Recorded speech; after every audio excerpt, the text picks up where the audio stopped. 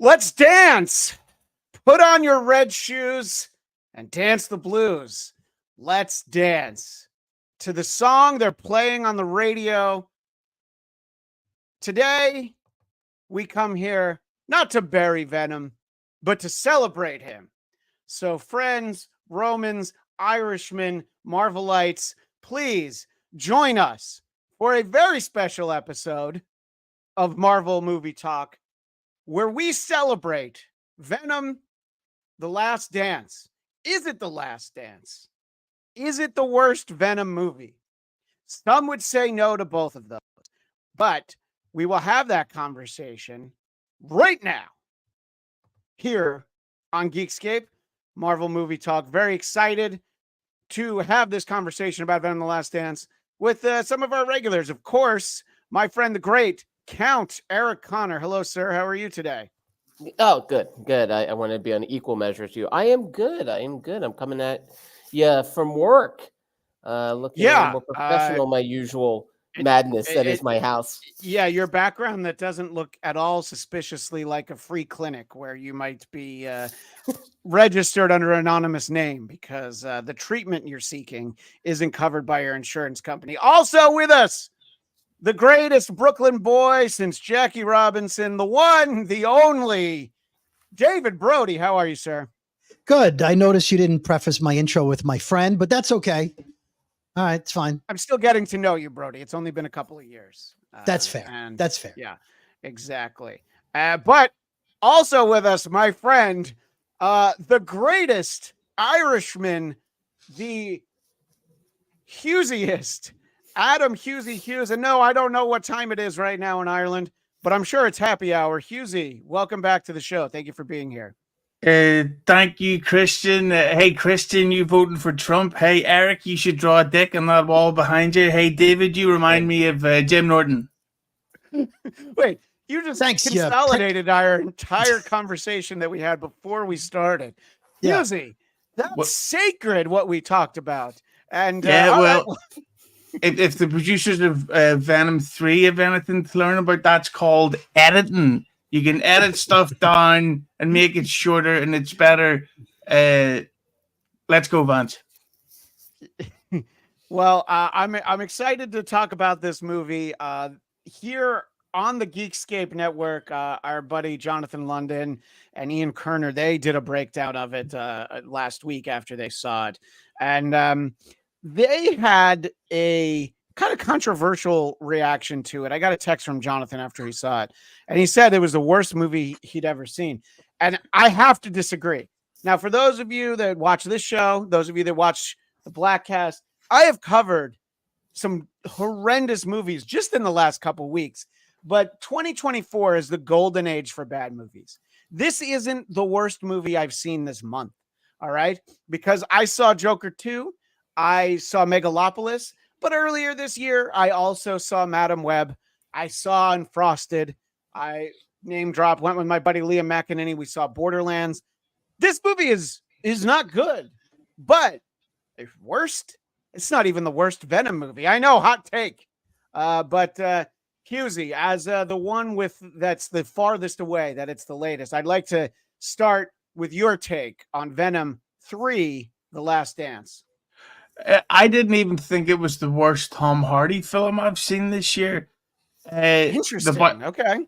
That being said, I thought Venom 3 stank of shit. It was embarrassing. I actually felt sorry for Tom Hardy, despite the fact that he get 20 million for this. I genuinely see this as a career damaging film. It's not going to be profitable. I said even on Twitter, I think he's officially now deemed a problem. I think he is more obsessed with being considered a tough guy in films than actually putting forward a good performance. You can see as his career's gone on over the past decade, he talks with weirder and weirder accents that aren't from any actual region I've heard of, and his shoulders go up more and more to his fucking head like this. He's an arsehole. Look, I think that I'm sorry that you held back in the opening minutes of this, but I'm sure you'll tell us what you really thought, as they say, as we go along. He has had some interesting vocal choices throughout his career. I'm not going to disagree with that. Mr. Brody, I actually know the Yes. least about what you think of this movie because I saw it with young Eric, and Hughezy made his thoughts known via drunken DM. As most of my conversation with Hughezy is. But what did you think of this on the whole? I thought the CGI was better than the last Ant-Man movie. So I'll start Okay. off with a positive right there. Fair. I spent the whole movie waiting for a funny line and then saying, that's a MacGuffin. That doesn't make any sense. Why would you do that? The whole story's based on a stupid premise. That's moronic. How did that happen? And how did it end that way? And what WTF? So that was my reaction. I'm sorry. Is that the list of reactions you had watching Venom: The Yes. Last Dance, or was Yes, that a checklist of Aaron Boone managerial decisions in the World Series? I'm not sure which one both. of those you might be saying. Oh, okay. There's Both. little column A, why would column he? B, I understand. Why would Venom pull Garrett Cole out of the game so early? I don't know. Yeah, Venom would definitely bring Gleyber Torres to pitch in after sitting on the bench for 5 weeks. But that's not why we're here. I'm sorry. At one point in the movie, I did say, well, it's better than the second one. So that's the highlight for me. Yeah, that's kind of where I'm at. By the way, Kemma Egan, thank you for being Yay. here. I know we're on at a different, unusual time. We appreciate you being here. Thank you Bitch. so much. No, Hughezy, No. that is not how we talk to our friends in the United States. Oh, sorry. I know. And no, look, in Ireland, I think she would have married you if you had approached her in that way. So Hand her I a thought pint. so I thought that was the lady that directed Marvel 3 or Venom 3. Sorry. No, He was, no, he was no. actually talking to me, I think. Kemma Egan is a big fan, and we adore her. She was not a fan of the Venom movie. Such a good character that was dummied down with jokes. Absolutely. Eric Connor, you and I had another one of our romantic interludes where I guess the last movie date we went on wasn't Madam Web. We went to Mission Impossible, but the most romantic part of that was that the air conditioning was broken mid-June in Burbank, California. So it was a hot night in more ways than one. The Mission Impossible was me not sweating through every pore. Yeah. How did this measure up to the classic Madam Web for you? Okay, so if we're using Madam Web as a standard, we could start there. That's a pretty low bar. That's the Billy Barty, Hervé Village of Marvel movies, of comic book movies, of movies. This is better than that, but it's. I thought it was like a tale of two movies. I thought the first hour was just garbage, and the humor is especially annoying. Like him with the getting his Tom Cruise Brian Brown cocktail on is a joke that fell flat after 5 seconds, and then it kept going and kept going. And then when they have is it Mrs. Chang? I don't want to Mrs. Chang, yes. I don't want to misname her. It could be Mrs. Cohen. I don't know. But Mrs. Chang shows up, and it's a big Y. And you're like, okay, well, that could be a fun little throwaway joke. Nope, it's a whole scene. And yeah, she looked good in that red dress, as would most of us here on this panel. But it was one of those, they would take the jokes and kill them again and keep going. And that was the first hour. The last half hour, I didn't mind so much. I actually almost enjoyed it, I would even say. Well, I do feel like what they spent in terms of the budget, the majority of it went into the last 30 minutes. But I want to circle back what you were talking about earlier, taking jokes and kind of beating them into the ground. I'm going to go to a comedy expert and ask Hughezy, do you feel like the first hour of this movie, they Ray DeVito'd the comedy? Very nice. Well, first of all, I hate Ray DeVito. He's a piece I'm of sorry. shit. I didn't realize that. My apologies. Yeah. I hope he's as dead as the chances of Venom 4 by the end of this year. But again, it goes back to it's like when you watch Austin Powers 1. Have you ever seen Austin Powers? Yeah. Yeah. Oh wait, I'm sorry. You know what? I got to interrupt you. You know my answer? Yeah, baby. Oh my God, that was home run, Kumiya. I don't get it. But when you see Austin Powers 1, you go, oh, that's funny. He's doing Yeah Baby and he's doing Groovy and all that stuff. Yeah. And then you see Austin Powers 2 and you go, oh, it's the same joke. It's kind of funny, I guess, but not as funny as the first time. And then in Austin Powers 3, it's like, it's so unfunny. It's like, I'm not too sure it was actually funny in the first place. And with Venom 3, it's literally the same joke of look, it was like, oh, I'm gonna go over here, but I'm gonna go over there. And then it's like then stop going into public places, you fucking idiot. You don't want to get caught, but you go to Las Vegas to gamble with a fucking alien symbiote on your back. And just cameras seems like, everywhere. exactly. It's Chris Hemsworth syndrome, where an actor can't be handsome and rich. They also want to be considered funny too, even though it's physically impossible for English people to be funny ever. Benny Hill. John Nope. Oliver. Benny Hill again. I despise John Oliver, and Ricky Gervais is a piece of shit as well. I have the answer. Mr. Bean. Mr. Yeah, Bean. Yes, Mr. Bean Mr. is a very Bean. attractive man, isn't he? Eddie Izzard. But yes, he skates by on the looks, but Mr. Bean's funny because he doesn't speak.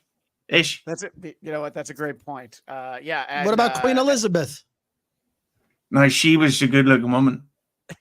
What do you think the reaction was like with her husband?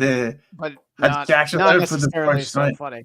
Kemi Egan, I haven't seen this one yet. Can't wait for it to come to cable. Yeah, I think that enjoyed in the privacy of your own home. And by the way, you'll be able to watch it at home pretty soon, I think. I wish cable was in it. Okay, that would have made the movie better. And this comment from the chat: very cool movie, very good film. Whoa, I'm sorry. Do you think we're talking about a different movie? A film like no other. I really like the storyline and actors. Very great. Oh, do you think that there's a chance that this might be spam for us to go ahead and click on that link? I'm comfortable playing with onions. Well, I think we all know that nobody likes onions, but in any event, you like the name checks. You like the Easter eggs, Hughezy. I certainly do. So, yeah, there is a fundamental problem with sequels when, first of all, when they take the same idea and they beat it again and again. It's it's the reason why I would say that Die Hard 3 is great, because they don't try to carry on the storyline other than having him. Die Hard 2 is dog shit because they're like, well, we got to put all these characters in even though they don't make sense. And also, let's just take it to an airport. But Hughes, you disagree. Yeah, I will not have that talk on this show. Brody did not come here to have filth spoken like that. Die Hard 3 is better than Die Hard 2, but Die Hard 2 is still great. Yeah. Okay. Agreed. Well, you only like Die Hard 3 because of the sign that John McClane wears when he goes uptown, but I do understand. But whatever you're about to say, maybe don't say it. But I was just going to say, thanks for spoiling my Halloween costume. And it says, thanks, Kamala on the back. you can't call a Halloween costume something you wear every weekend. Sorry. Right, exactly. And with that, Geekscape's relationship with Christian Bladt will be ending. No, I think everything's fine, Eric. That's crazy talk from the way I hear it. But American Pie 2, they have all the girls in it, and there's no storyline for them. But why are they in it? Because they're contractually obligated to it. So, getting around to the point, who needed Mrs. Chang in this movie? Like, she's a fun character in the first two, but what are the odds that? Okay, sure, she could be in Las Vegas at the same time. What are the odds? Yeah, what are the odds of an Asian woman going from California to Las Vegas? That part's fine, but she's like right next to where he is. But think of the how many casinos are there in Las Vegas anyway? One. So it's pretty obvious that on that exact day and that exact casino at that exact time, these two people from New York would just so happen to meet up. Yeah. And what age is that lady? Because Jesus. Yeah, and the odds are pretty good that she'll win the jackpot just as he's looking around. Yeah, well, see? I mean, obviously. Yeah. And look, all of this adds up. And but to Eric's point, we get an entire dance sequence out of the fact that she's there, which he also is supposed to stay out of full Venom mode so that he doesn't get detected. And he's like, well, yeah, but I'm going to go ahead and break that so that I can dance with this broad here. Possibly risk the entire universe because I need Yeah. to Yeah. dance. But He needs thankfully, to dance. Go ahead and thankfully it was- establish the. Go ahead. So I was going to say, thankfully, it was so funny. Like everybody laughed exactly for that amount of time of that song. Maybe ABBA may finally have some success. Oh, now it with wasn't the even Venom ABBA. It was like the whatever's the the dance low mix. bargain, right? No, but Yeah. it's the Timo. second it starts, you're like, well, yeah, they couldn't afford ABBA. No, look, none of us can afford ABBA. All right. I mean, that many good-looking blonde people, it's not in any of our budget. I don't believe. So, it's easy to cherry pick moments like that, but what's harder is like Eric's talking about, the end sequence is at least the most exciting / interesting for the genre that we're in. All right. Again, we're grading on sort of a big curve. If this was a Steven Seagal movie that had that last half hour, I'd be like, this is the greatest Steven Seagal movie ever. Which, by the way, I think he is starting to look a little bit like Venom. But no, one of the other symbiotes. Let me backtrack that. He looks like a different symbiote. He's the blob. And Cami Egan is going to be on the lookout for Mrs. Chen and symbiotes when she goes to Vegas in December. Yeah. By that point, you'll be able to have a Blu-ray copy of Venom: The Last Dance to watch on the plane For Cami $1. Egan. Yeah. But, More yeah, like a right. Brian Ray. Exactly. So I want to know, we've really kind of all touched on things that might have worked. Hughezy, you and I were trading messages before this came out. There, not surprisingly, there was some complimentary press that Sony was sharing ahead of time. And now I'm just questioning the whole media. Maybe I shouldn't believe what I see from the media, because I don't know how anybody could see this and think it was great. But how many minutes in did you start to think, hey, maybe I was lied to about how good this movie was? Well, I honestly, from the beginning, I thought, okay, we're on to something good, until that bit when the gangsters followed Eddie Brock.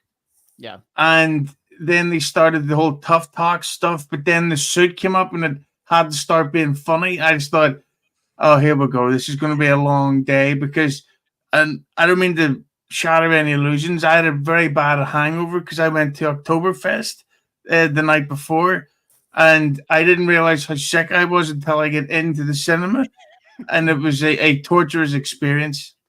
So were you so sick that before you sat down, you actually had to order a light beer, or do they not even have those in Ireland? I actually chose not to buy a beer there because I thought I was going to, and I don't mean to be vulgar, get the fucking shits. Well, I appreciate you cleaning it up. We do have a lot of children that check out this show. Eric, what was the moment for you? You probably nudged me when you felt like, this might not be very good. I think that is a clear demarcation point. There's no coming back when all the dogs are in cages and then the tough guys show up and Venom has to eat all of their heads, which I believe we're supposed to laugh at. I don't know for sure, but I suspect that. But Eric, what was there a moment for you? I think for me, it was during the previews, when it was a preview for Den of Thieves 2 with Jared Butler. And the second that started, it's like, well, first of all, like, does anyone remember Den of Thieves? I had that question. And then I'm like, why is this preview here? They couldn't even get a good preview for this movie. I'm like, okay, this is not going to go well. What you're talking about is if you finally get a chance to go to Peter Luger's steakhouse, and before they even take your order, the salad comes and you're like, this salad tastes like shit. And you're just like, there's no way that we're coming back from this salad. Is that where we're at? This was shit salad. It was a wedge. It wasn't a real salad. It was just a quarter of a head of lettuce. I think like that scene with the dogs was indicative of so many things about it. It was a completely superfluous, unnecessary scene. Yeah, I love dogs. My dogs often cameo on your show, but in the end of it all, like, it was one of those, like, okay, they're just filling time, like contractually obligated to make this thing whatever, an hour and 40 minutes. And that was a scene you could have lost, and you would have lost nothing. And the dance scene, I mean, honestly, again, I told my son, who really is kind of, he looked at me very mad that I dared to see this without him, and I went with that, as he called him, a hussy, Christian Blatt. It's true. Yeah, 16-year-olds, that language coming back in a big way. And I said, listen, Well, I I'll go with appreciate you you. cleaning it up, but I do believe that your son has called me a hooer before. A hua, yeah, two-syllable hua. Yeah, well, Freaking you know, hua. in the vernacular of The Sopranos, of course. Yes. In the Hoboken kind of way. My neighborhood. By the way, why didn't your son come with us? Was it because the movie started at 9:45? Yeah, that might have been. Or because he had taste. Yeah, Yeah. he's Also the true. classy one in the family. But that first hour, literally, like, you could not see that first hour, sit down, miss nothing, not understand everything going forward. And in essence, I mean, right there is the problem. It's like it had so all fat, no meat, to use your steak metaphor from before, Christian, and all gristle. And so I don't remember Venom 2 that well. I seen it once and tried to fucking kill myself, but No, I'm sorry. We have to say on YouTube that you thought about unaliving yourself or going to Greenland. I just so I meant to say unaliving myself with kindness because it was almost nearly Christmas. Rainbow bridging yourself, yeah. Yes, right. But so Eddie Brock was in a different dimension at the start. Well, yeah. So for that 5 seconds. Well, that's sort of the fascinating thing, that's where they pick up this movie, because at the end of Venom 2, he goes into the MCU, and the expectation is, oh shit, Venom is going to be in Spider-Man No Way Home. Wow, they went and put him in there. And Feige was like, no, I've been responsible for enough shit. That is not going to cross my desk. And so there's a post-credit scene in No Way Home where he leaves a little bit of the symbiote ooze, pre-symbiote as some would call it. He leaves it there on the counter at what? And then he goes back, which is the beginning of this movie. So they have him go to 616 just so he can find out who Tom Holland is. And if you remember, Venom licks the screen, which, you know, who hasn't licked the screen when they've seen Tom Holland on it? I don't see anybody raising hands. So I think that I would like that story. There has to have been a plan for him to do something in that Spider-Man movie. But he didn't do anything, Hughezy. Yeah, go ahead. Sorry, Brody. They allowed Sony to show Tom Holland. Yeah. Right. So they had to have been given approval for that. Yeah. So there must have been something on the possible. Right. Because they couldn't use Tom Holland without permission. Right. And just but they're co-producers. Refer to the can't use Tom Holland as part of the contract. The framed photo in Deadpool and Wolverine where you don't see Tom Holland, you just see the what was it, whose face? Yeah, it's Tom Holland's face who's covered by the Iron Man helmet. You know, so there is a lot of that. So Hughezy, it's not on you for not remembering it, but you know, it is a true cinematic classic because in general, I liked Woody Harrelson up until that movie, and I haven't watched him in anything since then. I cover my eyes when Cheers reruns are on. I don't want to see from him. I thought it was a great choice for him to play Carnage, and look, I've been wrong a couple of times. So it's not easy to remember Venom 2. And so then we get that police officer character who, as soon as I saw him, I was like, oh yeah, this is like let's just say the less attractive fourth Wahlberg brother that we didn't know about, you know, was that guy. And they don't actually do anything with him. So I'm not sure why he's in this movie. Was Menachem? You mean Menachem Wahlberg? Yes, right. Well, that was his name post conversion, and by that I mean he stopped rooting for the Patriots. He converted from that. Oddly enough, he's a Bengals fan. But this does bring the good question, and I'll go to you first, Brody. Yep. Did you have everything from Venom 2 like, you know, loaded in your mind, or did you have to kind of stare at the screen and go, "Wait, who's this? And what are they talking about?" I did not remember a frame from Venom 2 other than Carnage was orange, I think. Kind of. Other than that, I didn't remember who the Mark Wahlberg guy was. Yeah. The only reason he's in the movie is to explain to the scientists about the codec and that their lives are in danger. He played that role. His only role was to talk to them, give them info, and then die as soon as he was free. Right? He was there to like show them that, oh, these aren't bad bad creatures. They're here to help us. So he won them over. He gave them info. Then he died. That was it. That was his whole role there. And as far as the dog scene with the killers, it reminded me of two things. Number one, it reminded me of every time Bruce Banner is about to be mugged. You don't want to make me angry. You're not going to like me when I'm angry. And then they wait. What do you mean by that? Give him. And so if this movie was about the killers, if this was a movie about the bad guys, right? He would have said, "This is your last warning," and it would have shot him in the face. Yes, right. They wouldn't have waited Right. a minute and a half for him to badmouth them, insult them, threaten them. I'm not afraid of you. You're going to get hurt. I'm just letting you know you're going to get hurt. He's holding the gun, right? Why would you wait to find out? You were like, "Oh, I'm going to get bang. You're done." Well, I don't think you know the phrase "fuck around and find out." So they were letting him fuck around, and then they found out. So they did find out.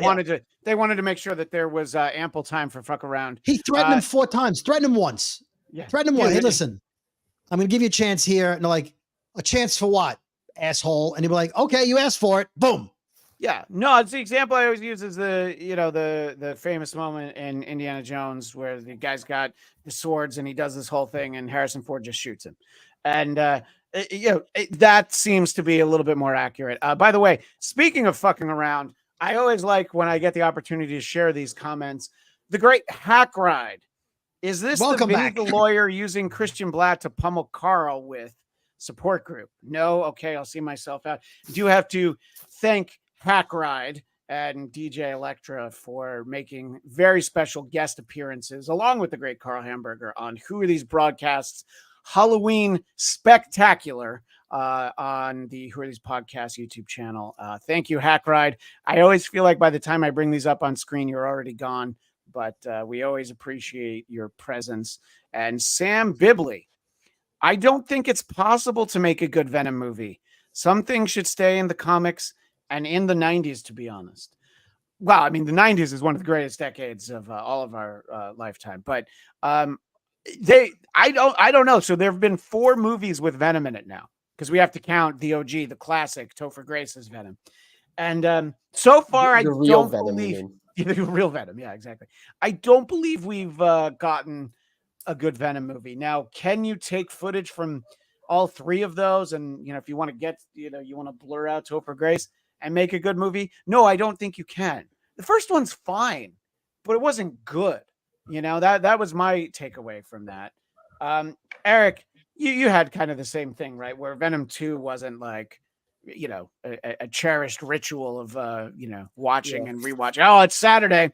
Time for Venom 2. Let's throw it on the It's big the screen Sabbath. out back. What better way to celebrate the Sabbath than Venom 2? Right. No, the Sabbath. Venom 2 is for Yom Kippur when you're supposed to pay for your sins. I watch that until I remember what I've done wrong. It's funny. You guys said the exact same thing I was thinking of. What's amazing about Venom 2 is how little of it I remember. I think the only thing I think I remember, and maybe it wasn't even from that film, was I think Venom 8 Carnage at the end. Like just kind of slurped him up, and that's all and of course Woody Harrelson doing, it's almost like Woody from Cheers had a head wound. Was how I described the performance. It was so forgettable. The first Venom I remembered maybe 5% of.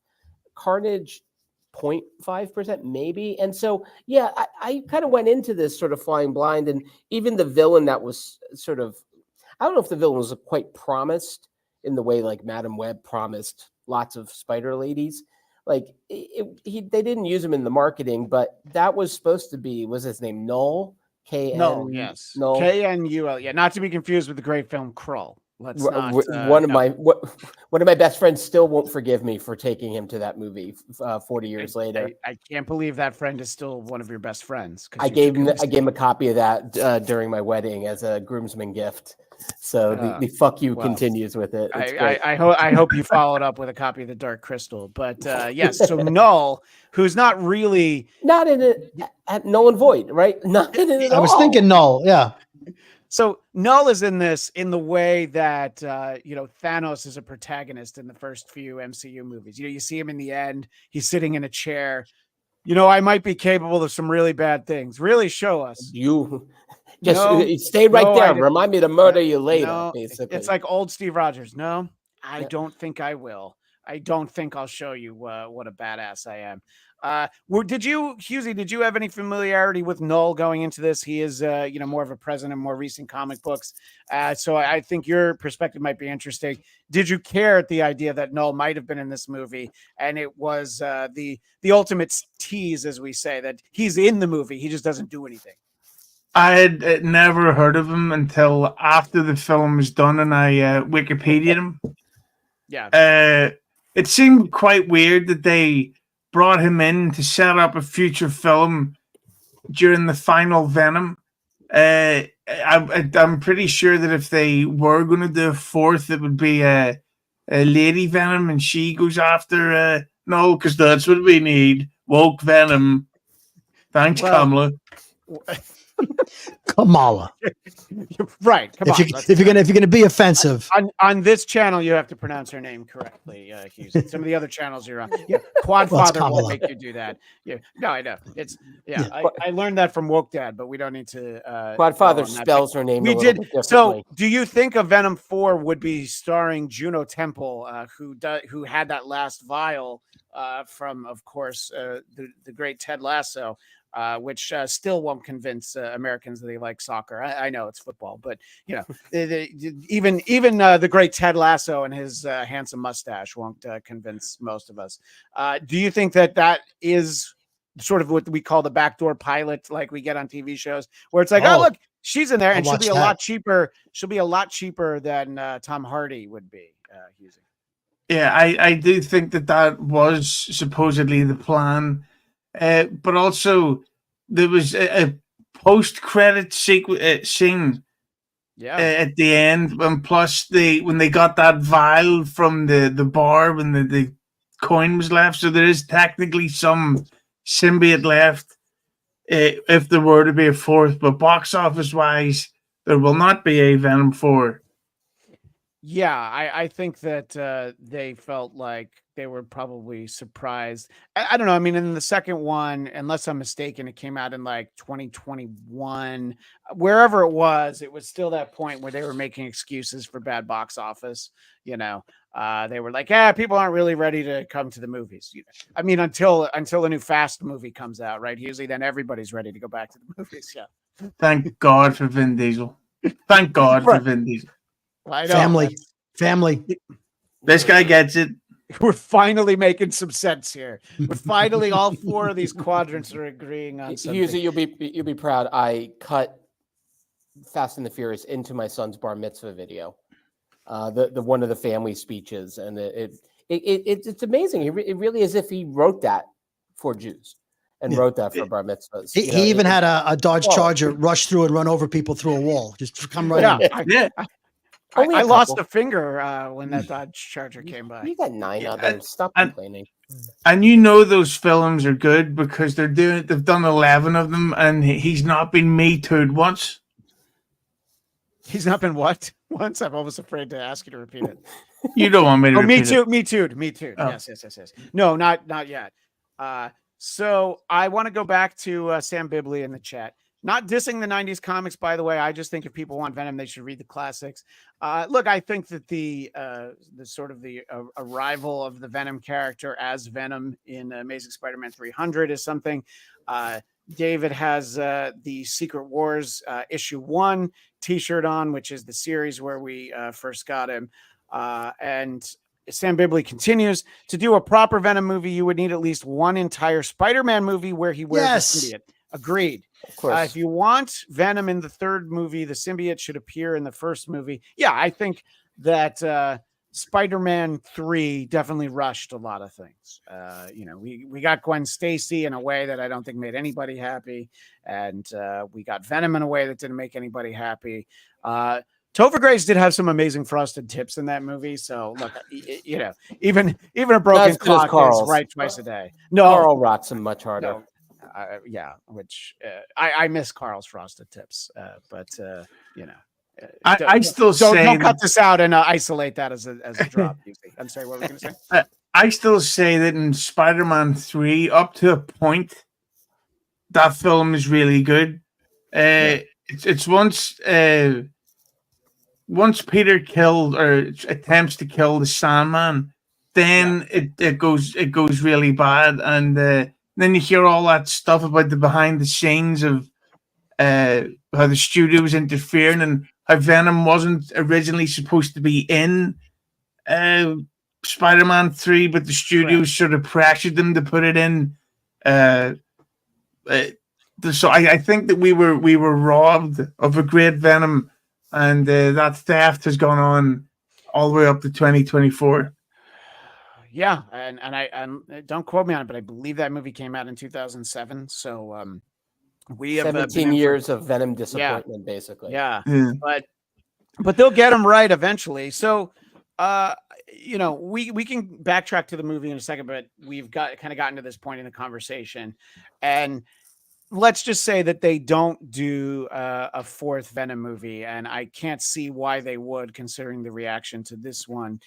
But they're not going to let the character die. So what's next for him? I'll ask you first, Eric. Do you think Venom, and it might not be a symbiote with Eddie, but some Venom type character, would he show up in a Sinister Six movie that they allegedly still want to make? And I don't know how it could go wrong if they also have Jared Leto as Morbius in that film, and you also get a Venom, and the Craven. You have Michael Keaton as Vulture, just like, the fuck did I sign that I ended up in this movie? Like, I'm pretty sure I said no to this. And yes, of course, Craven would be in a Sinister Six movie.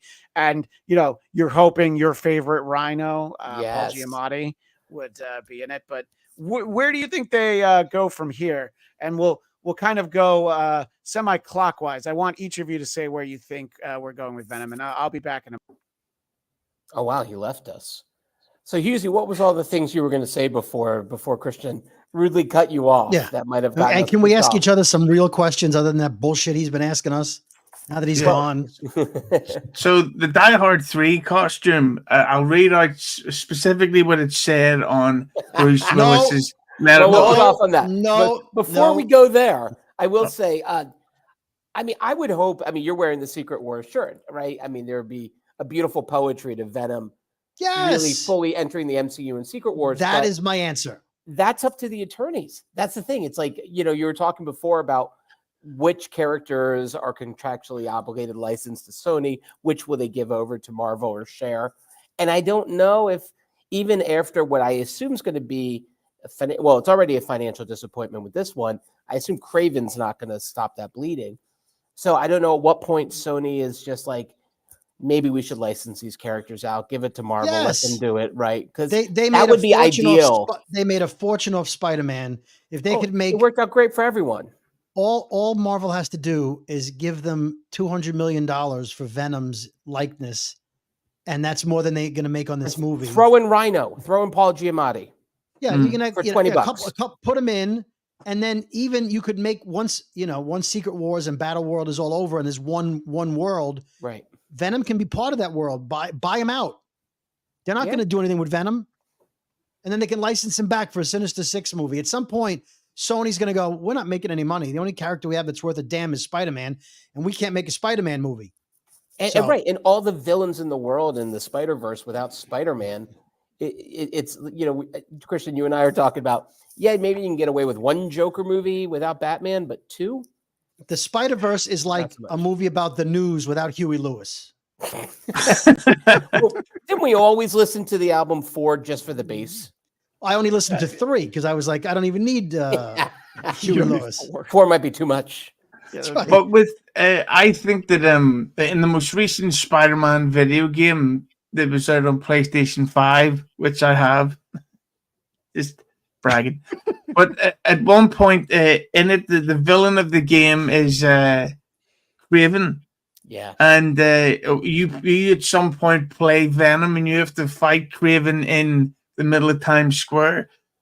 I would think that potentially if Craven is a success, which I think we can all bet our houses on it being a runaway smash, that if there were to be a Craven 2, that it could be, I need to hunt down the greatest game. I want the Venom, because he doesn't know the Venom's dead. Or maybe he does, that dumb fucking immigrant.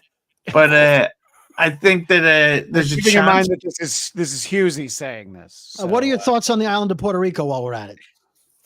No, I don't. Be careful of those questions. Well, I think I'm of a the great fan. Tony Hinchcliffe once said. No. He was But great he- at the Tom Brady roast, by the way, Tony Hinchcliffe. If we, He was great at the Tom Brady roast. Yeah, No one's see, going to there you go. remember him for that now. yeah, Yeah, you would have Hughes to be an incredibly stupid person to think, you know who we should get at my political rally? Someone that's infamous for incredibly racist jokes. yeah. That'll go down well. Hey, listen, Someone who's Gilbert listed on the Gottfried was program. Someone is listed on the program as Kill Tony. Gilbert Gottfried was hired by Disney for years, though. You know, sometimes you're like, well, maybe he'll calm down. But yeah, so Gilbert's one of I the would. greatest stories ever of somebody who fucked up their career. So All he had I to would. do was say Affleck. I'm sorry. Go ahead. Yeah. Jesse. Yeah. So I would say that there could be a Venom, another Venom film. It probably won't be Venom 4, Yeah. and it could be just Venom cameoing or appearing in like Raven 2 or another Spider-Man or Eternals 2, which will be announced any minute now. You know. Yeah. Oh. Feige's just waiting for the right moment to talk. I know, about no, Eternals. Blade. Blade will begin with Venom handing him his sword. I was just thinking because isn't oh shit, what's the one that's coming up with a team up? The Thunderbolts. Thunderbolts. Yeah. Right, Asterisk. because they've kept it top secret that they're being hired to go hunt something or someone down for the Elaine from Seinfeld. And Yes. what if what they're hunting down is the symbiote from the MCU, so that we could then get the MCU version of Venom. I mean, I think that from a financial standpoint, that makes a lot of sense. From an IP standpoint, that makes sense. But you got to play nice with Sony in order to do that. So I do think that, look, an iteration of Venom has been around. It'll be 40 years next year. And I'm sorry. Did you ask why I left? Okay, I guess I'll have to show off the only slab Go ahead, Carrot Top. CGC book that I have is this, which you can't see because of my stupid background screen. So I'll have to apologize to my John wife Melendez for, level of tech right here, Christian. Yeah, right. Exactly. Can you put it over your face, maybe? Oh, there Well, you that's go. what I tried to do. Yeah. Mm. So Up sideways. it is indeed a 9.2 Secret Wars #8. Triple signed. Oh, you didn't realize. It's not going to make your D any bigger, Christian. But says you. Jim Shooter, Mike Zeck, and John Beatty. Triple signed, 9.2. Yes, I paid a little extra to have it pressed, but at the same time, I bought this book for 75 cents in 1985. So Well, I bought 10 of them, so they're still in my garage. Well, if I can just show off it, Tony Hinchcliffe signed my Die Hard 3 action figure. If you can see it, says. But this is what I'm excited about. So this is the technical introduction of the black costume, which would go on to become Venom. But interestingly, I wanted to kind of take a moment to talk about the history that this book comes out literally 8 months after he's already wearing the black suit in the comic books. And by the time that we get this issue on the newsstands, he's actually already had the symbiote taken off of him by Mr. Fantastic. So I can't say that I really thought much about it. It kind of ends ominously, that Amazing Spider-Man 258, and you're like, oh, what's going to happen with this character? And I do have to say it's very impressive. The Todd McFarlane design of Venom that we know with the teeth and the long tongue and all of that is impressive, but not enough time do people credit the writers who also create what the character is, and that was David Michelinie at that point. So I mean, Venom is a big reason why I stopped reading Spider-Man comics, because of just how often he was there. One of the last ones I bought was the first appearance of Carnage. Jealous nerds? Yeah, I got that one. But after that, I'm like, oh, Carnage War and Venom. And I was just like, eh. And then years later, you read stories with the character and it's a little bit more nuanced, and I kind of appreciate him more. and I think like, oh, maybe this movie's going to be pretty good, but they're not. They're not really good. I mean, we're all talking about how the third one didn't leave us with that same feeling as the second one, but it it didn't leave us with the feels, Eric. You were just like, well, the last half hour was fun, but you'd been in that seat for like 2+ hours, right, Eric? Yeah, no, I was looking for any kind of respite, and what I forgot about, because you were asking before about like when did we know it was going to be kind of garbage. I forgot about the opening scene, which Yeah. was Noel explaining, "I am Noel," Oh yeah, I forgot and about it that too. was like, "Wait, are you freaking kidding me?" It's like, "I will send you to find," blah, blah, blah. And it's like, what the like? Was this like tacked on later? Like, it's one of those moments that it doesn't feel like a writer would have ever willingly wrote that. I think it was a studio who said, no one understands what's happening here. We got to do a quick fix. Let's just get a green screen set and go to it. And it's Exposition, please. the exposition dump, vomit, and Yeah. every other fluid that almost came out of Hughezy when he was watching this. It was such an awful start that it took me probably a good half hour just to kind of forget about that. And then the fact that Noel is like never used, I think, was really like the biggest sort Well, of cheat. Like, he's actually kind of a cool character from what I've read, because I didn't know anything about him until this. And they just sort of had him. It was like, again, sort of Thanos off to the side, except this is the guy that's supposed to be really running the show here, and no other characters speak, no other antagonists speak. So as a result, we just have a bunch of monsters like we've seen a million times before, with much more impressive CG previously, and they show up, and it just like very quickly, it's like, okay, well, I guess this is what we have. But I mean, at least the last third had the sort of Venom army, I guess it is, or the Venom verse, well, whatever you would call them. well. Go ahead. Yes, You sir. called Brody. you called it an army. So I have a question about that because I was going to bring this point up. When they show Noel, right? Noel, whatever his name is, he's in prison, right? He's this powerful being, and the greatest thing in the world to him would be to be freed, right? He's searching the universe for this MacGuffin Codex thing. And so, in order to get this back, a life altering possibility to get the Codex, right? He first sends one creature. Yeah. Then he sends two. Yep. Then he goes crazy and sends Everybody sends them four. all, right? Yeah. But he doesn't send an army. He I sends mean- just enough to make it a tough fight, but Yeah. not an impossible fight. Your life is on the line. You're in prison for decades, eons, whatever. And you send, I'll send a few. I want to save these guys. I don't want to, I'm just going to send enough. If this was like a real 616, Thor and Hulk and it'd be other creatures. You send four, you're like, that'll be enough. It's not that important of a job. So I'm just going to send four. It doesn't seem Look, like I do believe that Noel manages his personnel and all of his servants. It's very similar. I think it's the same bookkeeping that they use for the North Korean army.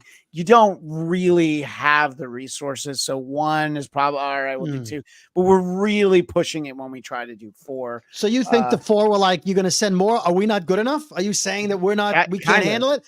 No, I would never say that. You four can handle it. Go. You guys will be fine. Yeah. The other guys were in the reserves. They hadn't been called up officially yet. It's Right. like the National Guard. Yeah, they just Stolen thought valor. that they thought they only had to do 1 weekend a month and 2 weeks a year in the Noel army.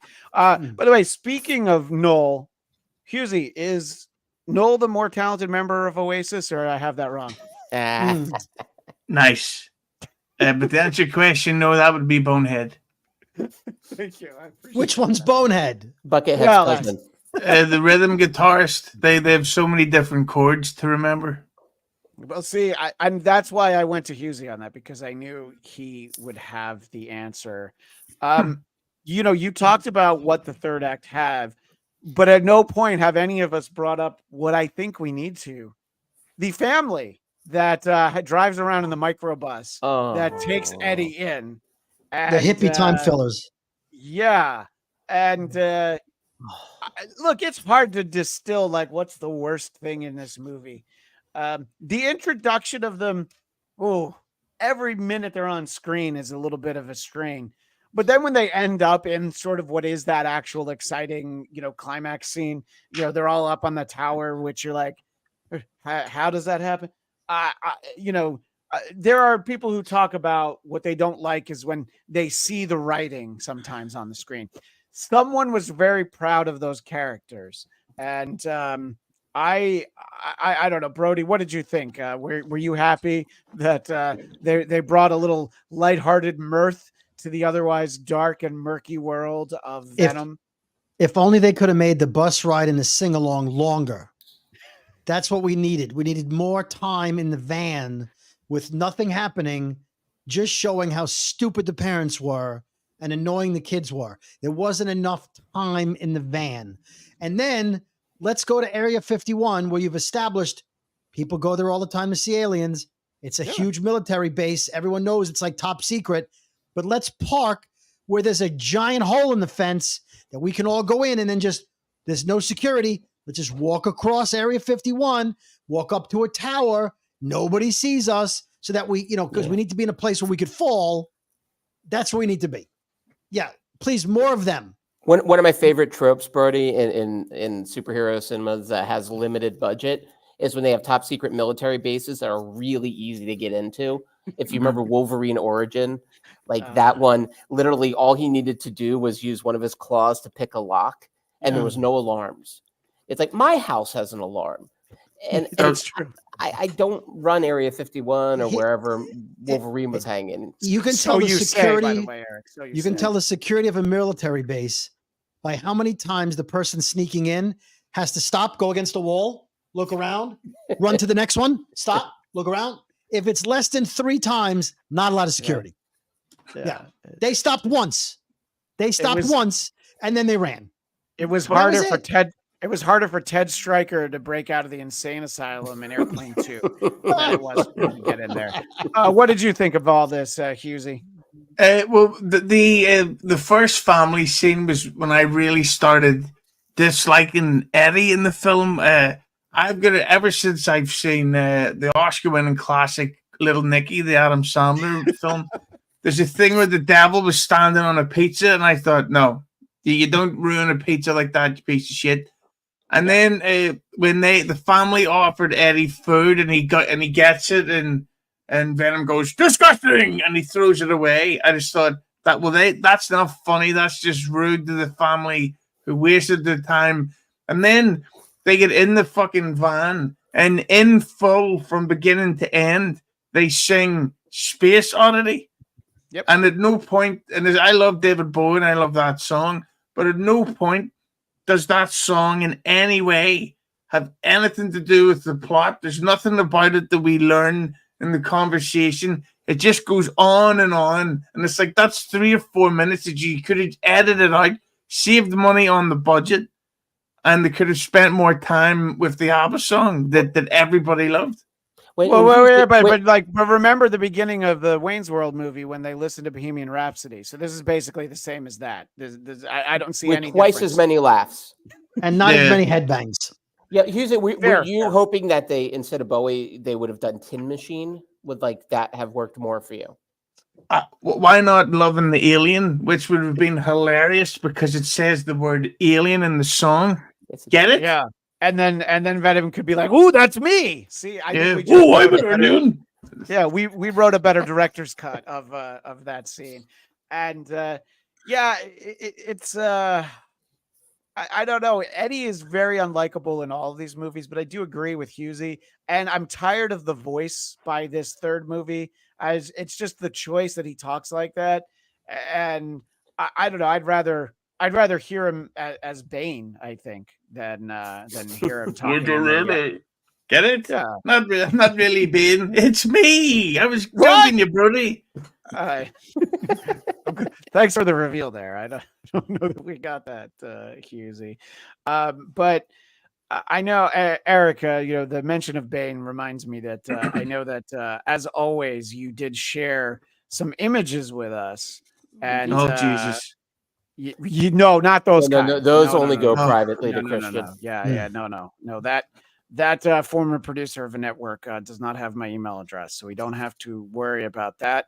But what we do have is Eric sent me a few things. Oh, and I had it right there. Let's move us over here. So talk a little bit, and keeping in mind that we do have audio audiences Yes, who will be indeed. experiencing this. Well, as we always say, for our radio Wi-Fi, for our radio listeners, Tom Hardy's whole thing, and you guys brought this up at the beginning, like it's like he's perpetually overcompensating, like almost like the apology. I'm sorry I'm in this Venom movie, but I'm gonna make him sound as effed up as I made all these other guys sound, so that you can understand none of it. So you'll have to watch it with subtitles, or else you're gonna miss everything.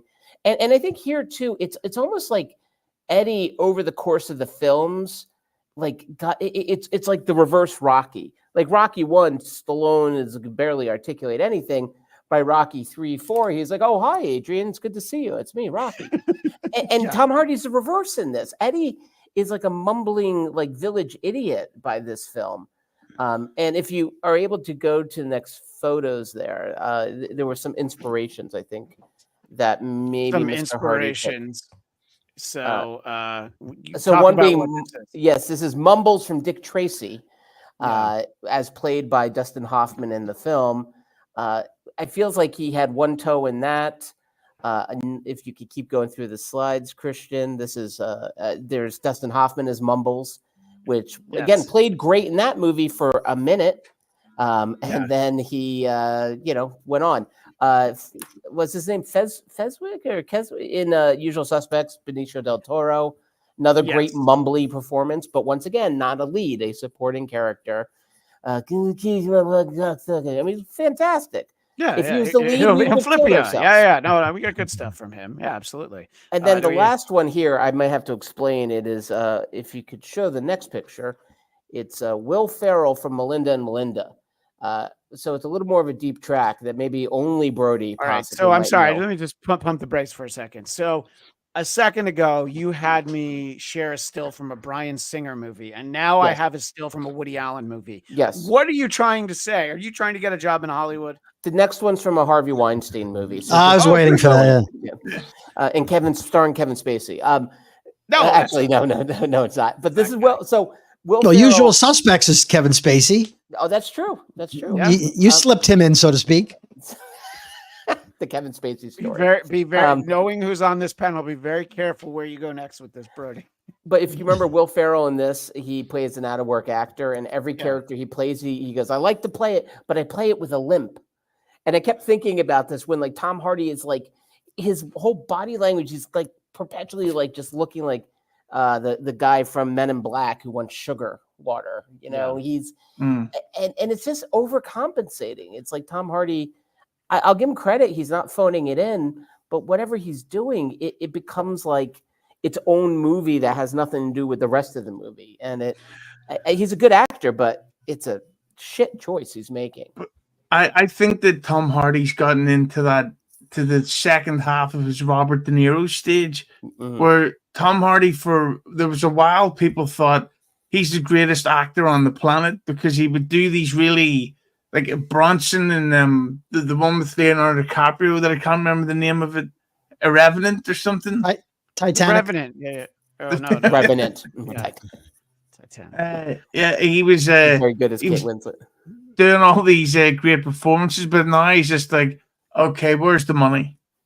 Yeah, I think that there's a line of demarcation with Mr. De Niro, which would be Meet the Fockers, not Meet the Parents. But there's a certain point, and it's not even Rocky and Bullwinkle. There's a point before that. The wife of the family in Venom 3 that Eddie meets also played a Hispanic character in Meet the Fockers, and also there's a film called Waiting where she shows off her arse. Yeah, I think you've just sold people on the film Waiting. That I've seen the DVD box, but never actually watched the film. I felt like I had aged out of those kind of romps once I said hit my box. 30s. You did By it. the way, speaking, you made me. You made me do it. Speaking of the mother, is there a worse mother in a movie recently that sees a Jennifer Lawrence, but go on. I'll let you finish your thought. A dirty, grubby, shoeless, inked up man walk out of the woods and says, "Oh, hey kids, let's get this guy some food and have him come jump in our camper with us and go for a ride."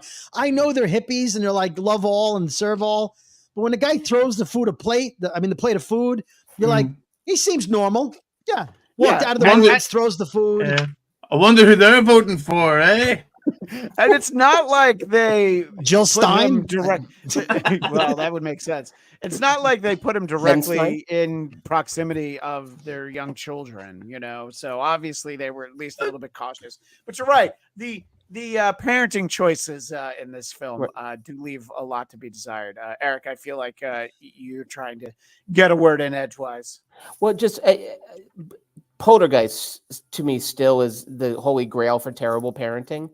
Where the house tries to eat the child, and then a little person goes, "This house is clean," and they're like, "Okay, we'll stay over for the night, and I'll take a bath." And then guess what happens? The house tries to kill the kids again. I watched it again recently, and I just remember, even as a kid, thinking these parents suck. And now that I'm a parent, I'm like, man, I feel great as a parent because I know I wouldn't do this. You're right. The family stuff is so stupid, and it's really not funny. So again, it's like we can forgive things if there's genuine laughs, but I mean, that guy I've seen him in a bunch of things. He tends to be pretty good, but my God, it was like you just were itching to get out of that van, and those parents are horrible, and the kids were cute, I guess, but if something horrible happened to the kids, I'd be okay. I would have been fine. One of them could have splatted at the bottom of the tower. One of them, they have two, but not both. Yeah, right, not both. No, I'm not an animal. You're not. But speaking of tropes and character types, like we've had those kids in other movies. Like, not saying those two actors, but we've had that. You know, like the daughter's dialogue, every line could have easily been taken from a different script, and like, yeah, we'll just use that. You know, we'll just put that in here. You know, Dad. Yeah. Exactly. I thought a mistake they made with that family that could have been a little interesting is because obviously that actor, Rhys Evans, or whatever his name is, he was the lizard in the Amazing Spider-Man. Oh, right. So right. what? And so obviously he's not the Tobey Maguire Spider-Man because we've seen that one. That was the great Topher Grace. He wasn't the Tom Holland Venom, because he had to go to another dimension. So he is that dimension's. So you're saying this is Andrew Garfield? You're saying it's that one? I mean, I think of any Spider-Man, and we can always go all the way back to Nicholas Hammond, who played him on television in 1978. If we've gotten any Spider-Man in this movie, in any of these movies, it would have made it better. You can give me Aunt May. That would be fine. You give me any of the B-listed characters. I'll take Robbie Robertson. I'll take Betty Brant. I Ned Leeds. I'll take everybody. But instead, we have the lady who ran I don't know if they call them bodegas in San Francisco, but convenience store. Yeah, that's and Eric, of the many images that you shared, I think that this is the one that we talked about possibly getting matching back tattoos of Venom dancing with Mrs. Chang in the hotel room in Vegas, right? Should I get the Mrs. Chang and you get the Venom? Yeah, because when we're pressed up together, obviously, right? Do them on your side, so when you're side by side, Yeah, it's like the old comic covers. You'd put them side by side. Right, the Mad magazine. Yeah. The Mad Fold-In by Al Jaffe. Yes, that's the ultimate. If you can get a tattoo that does that. Also, your wife might be offended by that tattoo, while my wife would appreciate that I've kind of explored other options for lady friends. So I think it would work out nice. I just thought of a joke that is going to stay up here, and you're all welcome because I did. So escape after dark. I thought of it too. Gun to your head. Which is the more annoying dance scene, this one or She-Hulk twerking? Oh, this one. Ooh, Hughezy, you seem to have an answer, so go ahead. She-Hulk twerking, because at least it was sort of established that this Venom is a fucking it's a party Venom, you know, because in Was it Venom 2 where he went out to a rave because him and Eddie broke up? Yes. That is Venom 2. Yeah. So this Venom loves to dance. And Yeah. also, who wouldn't hit on that lady if they had the chance? She looked fucking great. Yeah, I mean, this is the kind of Venom who obviously likes to party. He would definitely mail narcotics to himself in Cape Coral, Florida, just for the sake of being able to party once he got there. And so many people I need to apologize for jokes that are really just targeted by select members on the panel. But we make so many like old media references that it's there's like Yeah. there's like a Venn diagram of people are just like, I don't know what they're talking about right now. But twerking needs to stop because it's just this generation's Macarena. You're going to look fucking stupid. So stop doing whatever you think is currently popular. Everything that's popular is shit. It's more La Lambada than it is Macarena, I'd argue. But throw him off. Hey, Eric, that dance is forbidden. Yeah, and also Lambada's a great song, so you can get cancelled for saying that these days. That's La Bamba. That's La Bamba. No. Okay, you're off the show too. Hughezy, I wish you weren't right in saying that everything that's popular is shit, but it'd be very hard to make the case against everything that's popular. Like let's just only begin and end with the Costco guys. I mean, really, we don't need any more beyond that. And if you want a real cheap treat, check out yesterday's Who Are These Broadcasters, where I showed their video of their Yankees hype song that is responsible for I don't know what, but a lot of pain in the world. That's the Costco guys. I forget what all their names are, but they're terrible. Anyway, you couldn't do a show on BJ's? Oh, we've done that before, but that's what Patreon's for. That's what YouTube memberships are for. That's what or Black Angus. Yeah. Speaking of BJ's, they're called AJ and Big Justice. Thank you, AJ and Big Justice and Mama Justice. And they suck each other's dicks. No, they're father and son, Hughezy. No. That's not what. No, I mean over here, that's slang for they hang out with each other. Yes. Not like no. It's a Costco thing. They only do samples. It's a regional dialect that you have to forgive Hughezy when he says things. It's like fanny packs. You can't say fanny pack over then. Yeah, take out a cigarette. Hughezy does like a girl with a nice fanny pack, is what I think. But who amongst us doesn't? In any case, this movie is. I mean, it's not great, but I don't know. I've seen so much worse lately. I just feel like I'm numb. So let me objectively ask you, Hughezy. You seem to be disappointed at your cinematic offerings more often than not, but this isn't even like a bottom 5 movie of 2024, is it? No, I think the one thing that sort of saved it in a way is there was 2 things in it that I really liked. One, there was a chase sequence in a river where Eddie was struggling with the gun with the soldier, and the gun went off and the soldier was killed. So that when they actually showed Eddie going, holy shit, I just killed somebody, which you don't get that really in action films where John McClane just opens up fire, kills 7 people in 10 minutes and just goes looking for a smoke. So I like that part of it. And the third big action sequence I thought was very well done. That being said, I don't think that action alone is enough to make a film good. If it was, Brody would be wearing a Transformers 5 t-shirt right now. Wait a minute. Oh, nice. Speaking of tattoos. What's $5 get me? Yeah. So but I didn't hate this. But I'm done with Tom Hardy. The Bike Riders I was so looking forward to. Went to see it earlier this year. It was fucking awful. So and because I hated Venom 2 so much, I went in expecting shit. And because I was expecting so much shit, that it ended up just being more crap than shit. I didn't even realize that there was a difference. So yeah, but Where are you at, Brody? Sort of overall. I mean, this can't be the worst 2 hours you spent at a movie theater. Maybe even this year, or maybe it was. Let me know what you think. No, the worst movie I saw this year, I think, was Long Legs, or whatever that movie was I with didn't Nicolas see that Cage. one. Yeah. Whatever I think that's what it was called. That was terrible.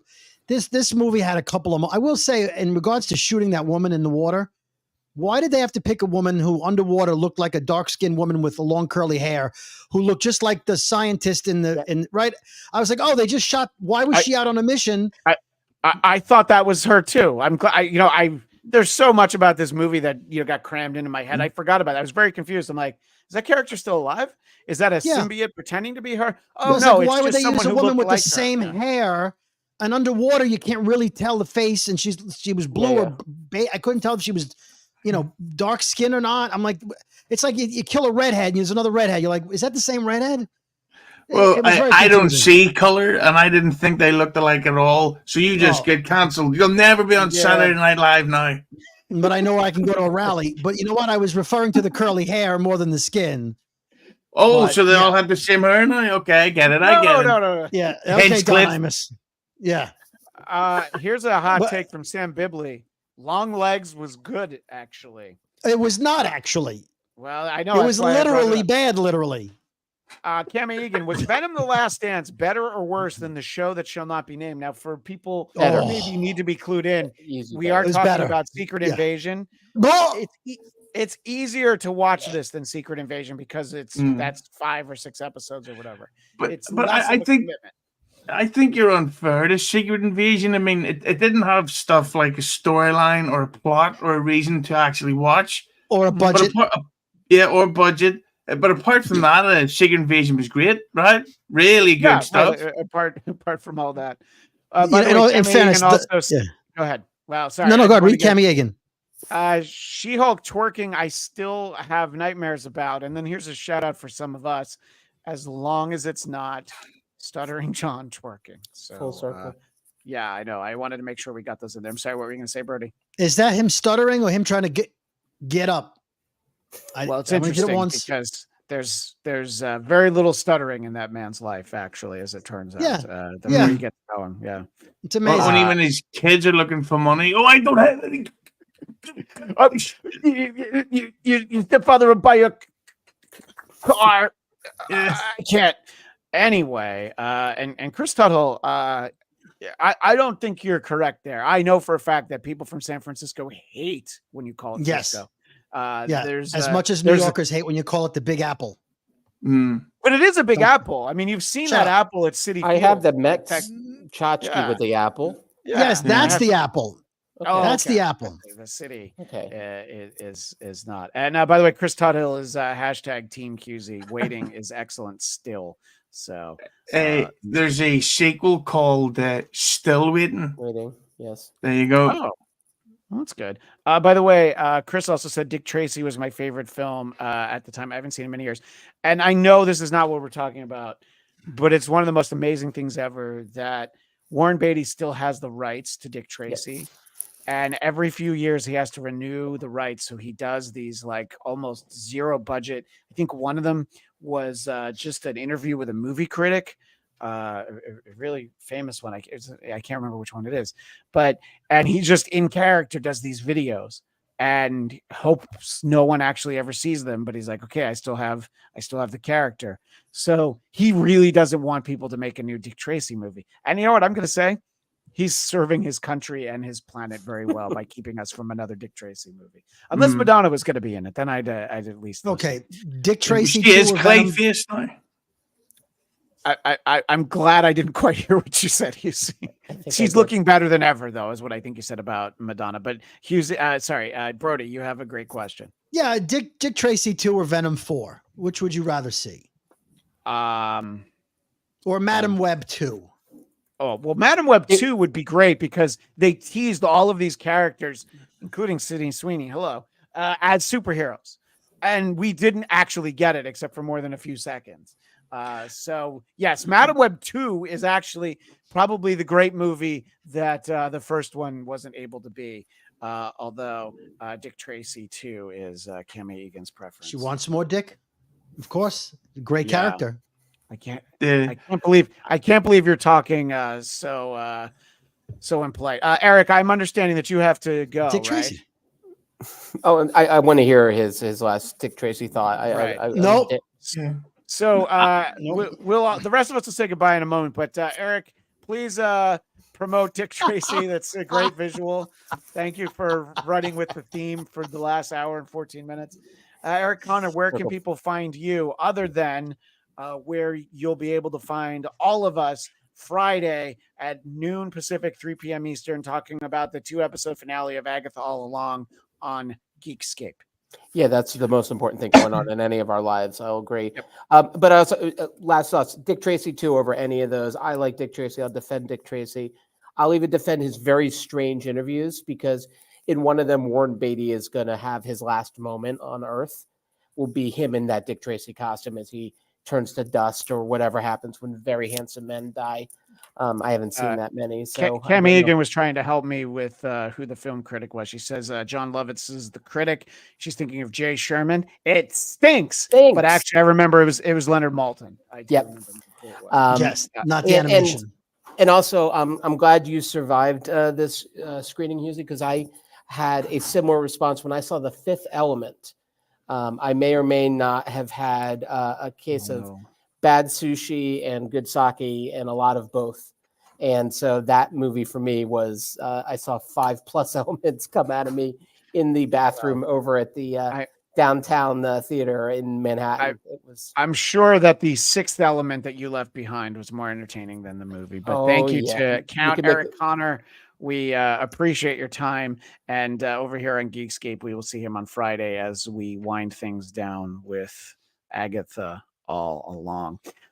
Do we have any other final thoughts? I might peruse the chat a little bit, but I wanted to make sure that we close the book on Venom, hopefully forever, but there's too much money to be made. We'll see the character again, but I do agree with the assessment that we had at the beginning, Hughezy, that there will not be a fourth Tom Hardy Venom movie.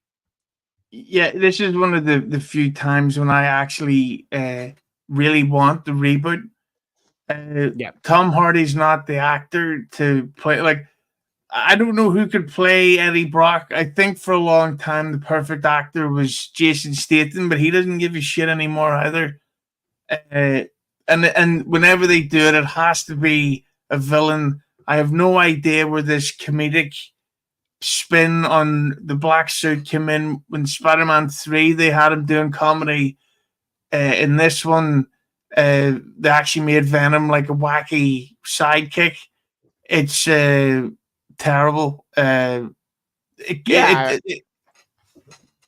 Venom is closer in the comic books to Carnage in terms of the amount of killing that he enjoys and sort of some unspeakable things that I think they only danced around what the character would do because of the ever prevalent comics code authority. Do you have any final thoughts on Venom 3? I almost called it 4. I'm sorry, Brody. Oh, that's okay. I just can't get over the stupidity of all of the. Every time I accepted the stupidity, they hit me with more stupidity. That's what it was. It was a barrage of that doesn't make any sense. All right, I'll accept. Oh no, they did it again. I just think the writing was just terrible. I mean, visually it was okay, but the writing on this was just some of the worst writing I've seen in a long time. But I would like to see as the next Venom, as the next Eddie Brock, Jason Alexander. I would welcome that.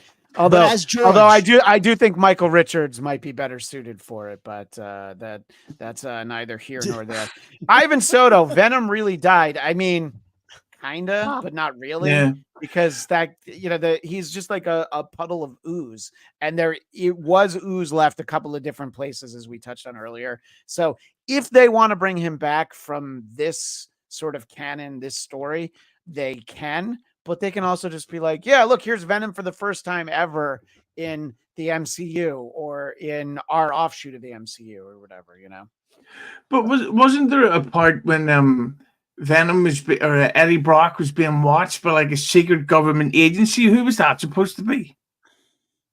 Oh my god, I didn't even remember that. Oh. Yeah, there are definitely some questions here I along the saw a way. breakdown on another channel, and there's a cop or a detective or some government guy from the first or second movie that looks just like the back of the head of this guy. I forget who it was, but it's somebody we've seen before that may have gotten promoted to a higher position. Yeah, that's Yeah. the problem with movies. TV, it's a little bit easier when they do callbacks because you've seen it somewhat more recently. They think people rewatch these movies, and sometimes you get a character. I mean, look, not every pairing of characters is as burned into our minds as Hobbs and Shaw, right, Hughezy? I mean, that we're never going to forget. But other times it's like, oh, look, it's this guy. Who? I don't know. Yeah, I mean, it's just like, well, whatever. Yeah. Cam Egan wants to know, would we like to see Tom Holland in the black suit at some point in Spider-Man 4? I don't know about in Spider-Man 4, but I would like to see a Spider-Man story with the symbiote realizing what's happening to him, having to get rid of it, sort of some variation on the comic book story. And then you can do stuff with Venom. Then it becomes more interesting. But I don't know. You know, the Marvel Studios seems to be the ones that have the understanding of you need the building blocks to make us care about characters. Sony and of course Warner Brothers, they're like, how about we just skip the 5 movies in the middle and we just go to the one that we hope makes us the most money. Yeah. So on that note, I feel like we've gotten through most of what is in the chat. I do appreciate it. Yeah, but earlier, Sony's going to do Sinister Six. It's going to be a hot dumpster fire. I mean, look, they're pressing forward on the Sinister Six. I just don't know what exactly it will be. Yeah, and So, one of the things I've got to say is that Venom 3 has confirmed why I will never get a tattoo, because years and years ago I almost get a Venom tattoo because he's my favorite villain. Thank Christ I didn't, and instead I got my Liam Payne one instead. Good. I have a friend who I've known for a very long time. Story's made up already. True. So I met him in 1999, and he had the little cartoon Pearl Jam guy tattooed on his arm, and he's a great guy. In 1999, when I had it, I remember looking, going like, "Ooh, that didn't age well." Because by 1999, I'm like, "So you're gonna live with Pearl Jam on your arm?" But he, I think, has tried to downplay. It's like, no, it's just a cartoon character. They're like, really? The guy from the Alive single also had a highly rated animated series that I didn't know about. But anyway, that is neither here nor there. But Brody, you have a secret tattoo. Why don't you show it to us right now? It's a tattoo of a funny man, life size. Oh, he's right there. And that Yeah, funny man can be found on the Brooklyn Boys, right? Wherever that's right. The podcasts Brooklyn are. Boys. That's right. The Brooklyn Boys podcast, wherever you get podcasts, and at David Brody on your most social media. And most importantly, on the Geekscape. Is it Geekscape for Friday, right? Yep. Yes. The Agatha All Along finale wrap-up podcast with Count Eric Connor and, of course, the great Christian Bladt. And El Katie Hampton Saspants, will be there possibly. as well. Katie and Hampton Nate will be Miller. there. Yeah. Nate Miller. Yep. So can't wait. So it'll be the first time I think we have all 5 of us on the show is to say goodbye to it. And Hughezy, I understand from what you've told me, you're watching Agatha all along and you had no expectations for it. So you're, for the most part, enjoying it, right? Yeah, I'm blissfully ignorant about what's happening, but I am enjoying the show, likely because of that reason. Yeah, I think that does go a long way. Sam Bibley, just be cool and get a tattoo of a skull or a rose or snake. No need to reinvent the wheel. So yes, that's or just get a T-shirt with the logo on it that you want, and then when you're done with it, you get rid of it. Now, see, that's even smarter. Hughezy, where can people find your content, including award-winning episodes on whether directors stink or not, including Quentin Tarantino and Zack Snyder? And then I think you did one without me about James Cameron. People don't need to look for that one, but look for the other 2. Where can they find all that? You can find that at Hughes Entertainment on YouTube. Everything is there, all for free. Just sign up and spam the comments, get the view count up. But I've also got to say to specifically be ready, because during November, I record a shitload of episodes. I've already assumed Christian's going to do at least 4 of my ideas, or else I'll Okay. box them. And so there's going to be a lot of episodes coming, so that in December I can live up to the stereotype and have nothing to do and just release pre-recorded episodes. All kinds of stuff coming, from interviews to roundtables to let's just say ambushes. Yeah, and I believe you teased the fact that you hope to bring together the Aussie guy and Steel Toe Aaron Imholt for a reunion. So everybody go over to Hughezy Entertainment for all of that content. And we always have fun, and not just because you bring multiple attractive women to be on with us when we do the Oh. show. When yeah. is your new podcast coming out? I hate that fook. November the 3rd. See, very he's good. got a day for it. Yeah. Very nice. And of course, you can find me on the Blackcast, BLADTCAST, the YouTube channel, and of course, the audio version where audio can be found. And subscribe, smash that like button, y'all, for Geekscape, for content like this and the Agatha All Along finale. That is all the time for now. But as the great Stan Lee would say, Excelsior!